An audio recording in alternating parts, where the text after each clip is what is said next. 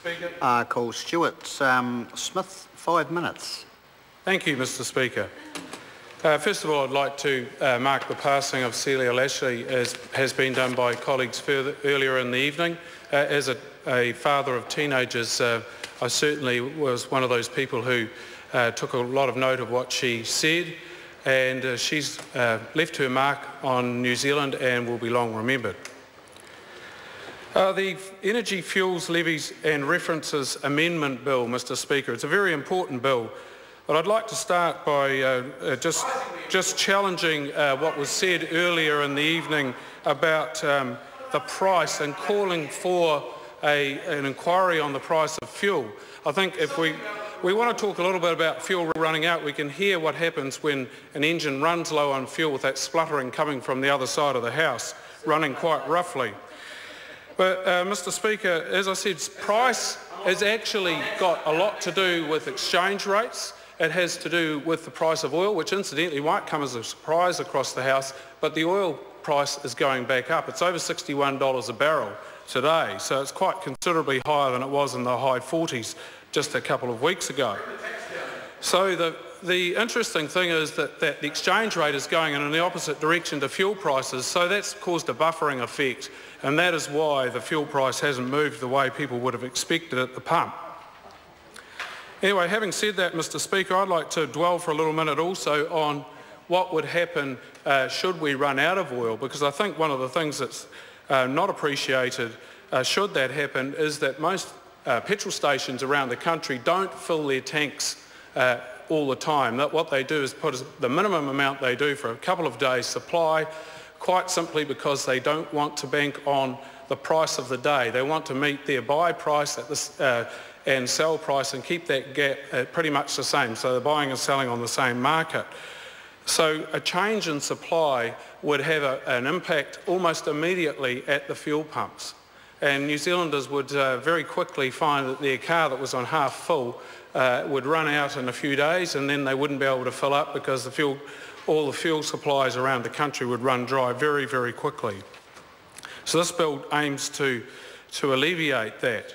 The instability in the Middle East at the moment is something that we shouldn't just sit back and hope it won't ever have an impact on us. While ISIS is a terrible beast at the moment, the instability they're causing over there could quite easily interrupt supply. And it's not that hard to imagine things blowing up in the Middle East and New Zealand, like the rest of the world, going through an oil shock, which was alluded to earlier on in the 1970s. That was a long time ago, I appreciate, but carless days didn't only happen here in New Zealand, it also happened in Europe, in major parts of around Europe, where you could only drive your car on alternate days, I understand. So that would be a pretty difficult thing to imagine today. While it seems a utopia for some to imagine a world dependent on public transport, New Zealand is not ideally suited for public transport because we are not densely populated enough to really get the frequency of service that we see around the world in places like the UK and Paris and Singapore. Although Singapore has a very similar sized population to New Zealand, it is in an area roughly the size of Lake Taupo.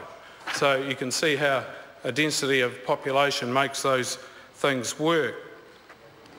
The ticket contracts are quite an interesting concept in that we don't have to stock a whole lot of barrels on the wharf, and I think I'm quite surprised that the Greens were calling for us to actually do that and to keep the actual physical supply here, because that I would have thought would have been of great concern to them, carrying quite an environmental risk for New Zealand, not one that would be taken lightly.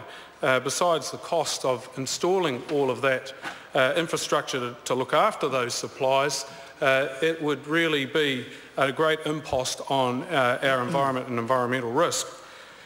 There is a lot to be said for domestic production, as has been spoken about before, but our oil is light sweet crude, and our refinery at Marsden Point is designed for heavy crude. So, Mr. Speaker, on that note, I take great pleasure in commending this bill to the House. Thank you.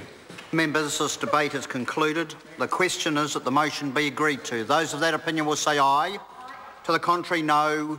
The ayes have it. A party vote's been called for. I'll ask the clerk to conduct a party vote. New Zealand National. 59 votes in favour. New Zealand Labour. 32 votes in favour. Green Party. 14 in favour. New Zealand First. 11 votes opposed. Māori Party. 2 votes in favour. ACT New Zealand. 1 vote in favour. United Future. 1 vote in favour.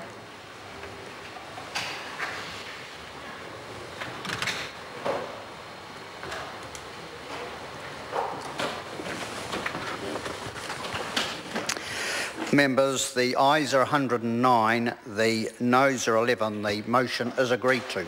Energy, Fuels, Levies and References Amendment Bill, third reading.